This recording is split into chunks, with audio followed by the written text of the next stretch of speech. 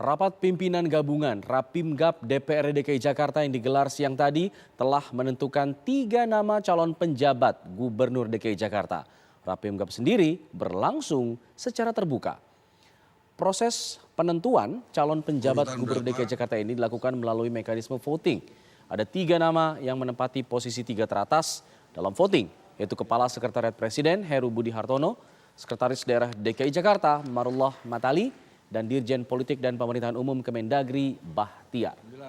Hasil Rapimgab DPRD DKI Jakarta ini akan dikirimkan kepada Presiden Joko Widodo melalui Menteri Dalam Negeri Tito Karnavian.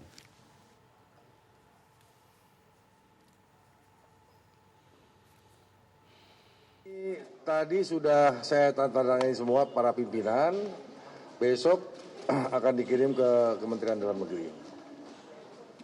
Bahwa yang terjaring nama ada 3 nama, yaitu Pak Heru, Pak Marullah, dan Pak Bahtiar. Angkanya juga 996.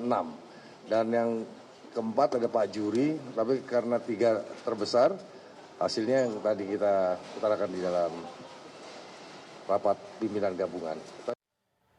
Ya, rapat usulan nama calon pengganti Gubernur DKI Jakarta Anies Baswedan digelar oleh DPRD DKI Jakarta usai rapat paripurna penghentian Anies Baswedan dan Riza Patria dari masa jabatannya yang akan berakhir 16 Oktober mendatang. Rapat ini memutuskan 3 nama penjabat Gubernur DKI Jakarta yang nantinya akan dibawa ke Kemendagri.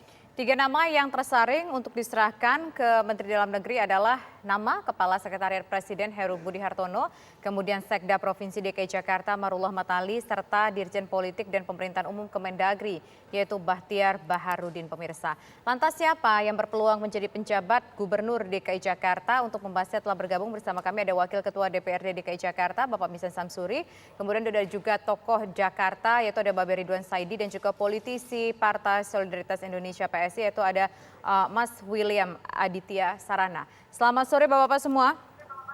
Selamat sore, Assalamualaikum warahmatullahi wabarakatuh. Waalaikumsalam wabarakatuh. Pertama saya ingin ke Babe dulu deh sebagai tokoh Jakarta. Kalau kita lihat ada komposisinya 3, yaitu ada dari Sekda, kemudian juga ada dari 2 orang luar dari pemerintahan Provinsi DKI Jakarta. Babe meng-capture 2 nama lah yang di luar Sekda DKI Jakarta ini seperti apa?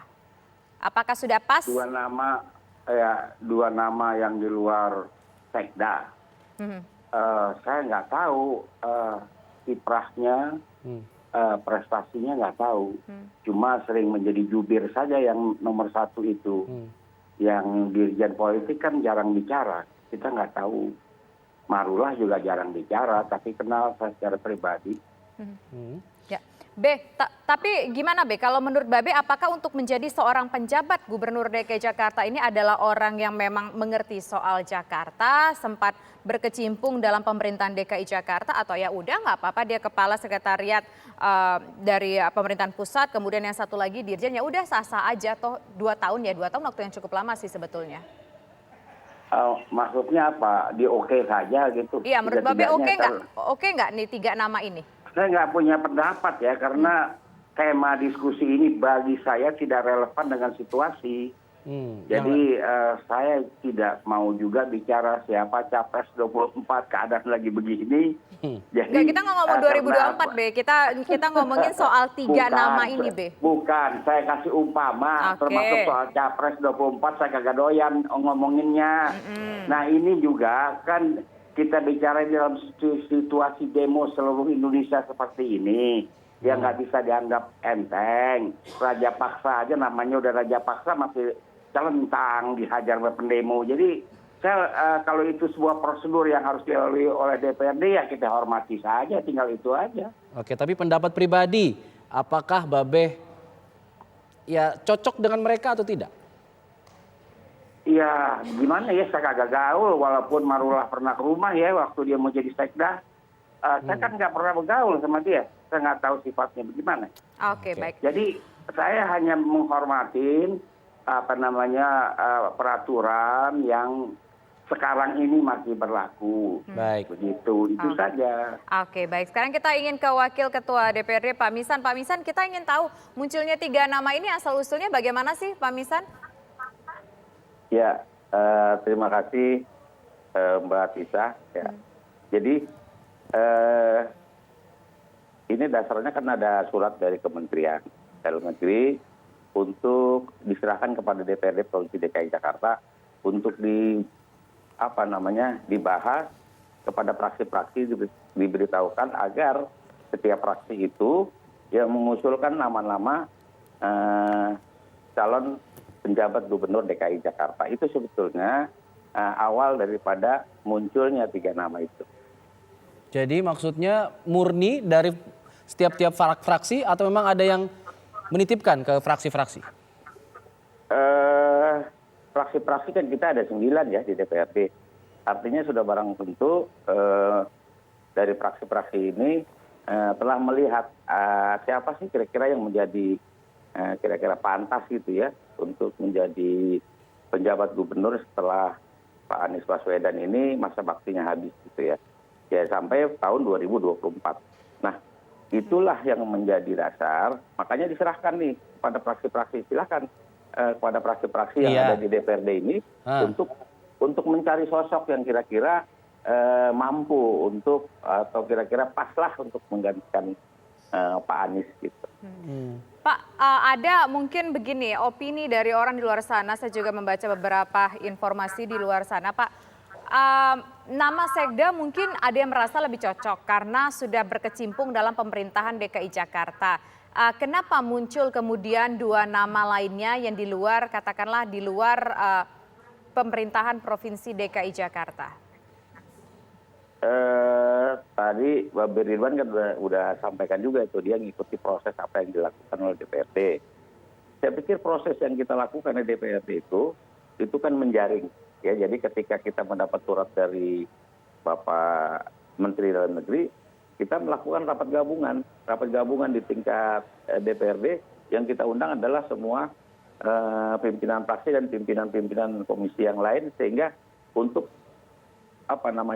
mereka memberikan siapa sebetulnya yang menjadi dorongan atau yang diusulkan oleh fraksi-fraksi masing-masing yang ada di fraksi di DPRD. Itu sebetulnya yang kemudian dilakukan pemilihan kemudian dari pemilihan itu muncul 3 nama ini. Oke, saya ingin ke Mas William Aditya. Mas William, Ketua fraksi Anda, Anggara Wicitra, mengatakan bahwa seharusnya ini ada mekanisme usulan publik nih untuk memilih pengganti dari Anies Baswedan. Harus membentuk pansel seperti saat pilih Wagub waktu itu. Dan saat ini tidak ada mekanisme itu, tapi fraksi Anda sepertinya menyetujui dengan 3 nama ini. Bagaimana penjelasannya? Ya, jadi kami sebelumnya sudah pernah mengajukan mekanisme pemilihan PJ Gubernur ini. Kami mengusulkan agar adanya fit and proper test yang terbuka, karena kami melihat bahwa calon pemimpin gubernur selama 2 tahun ini itu adalah jabatan yang sangat strategis, sehingga masyarakat Jakarta berhak untuk mengetahui prosesnya secara langsung dan terbuka. Betul. Namun karena sudah diputuskan bahwa prosesnya pengajuan 3 nama oleh masing-masing fraksi, kami mengikuti, dan kami dari fraksi PSI mengutamakan mengajukan nama Pak Heru, Kasatpes. Kenapa? Ya, karena kami melihat Pak Heru ini orang yang berpengalaman di Jakarta. Beliau pernah menjabat sebagai wali kota dan juga kepala BKD. Dan beliau juga bisa menjadi jembatan antara pemerintah Provinsi DKI Jakarta dengan pemerintah pusat. Karena kan selama ini kami melihat ada beberapa program seperti misalnya normalisasi sungai yang mempunyai pandangan berbeda antara Pemprov dengan pusat.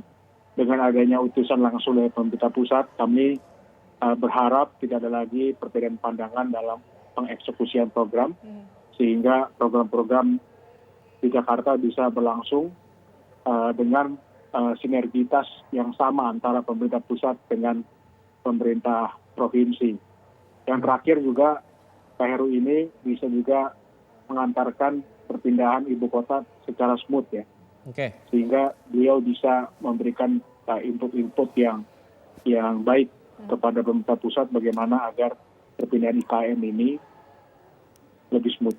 Oke, baik. Lantas ada 3 nama sudah disampaikan, salah satu rasionalisasinya kenapa PSI memilih salah satu nama yaitu Pak Heru. Bagaimana kemudian peluang di antara ketiganya? Siapa kira-kira yang paling kuat akan menjadi Gubernur DKI Jakarta? Kita akan lanjutkan pembahasannya usai jeda berikut, tetaplah bersama kami.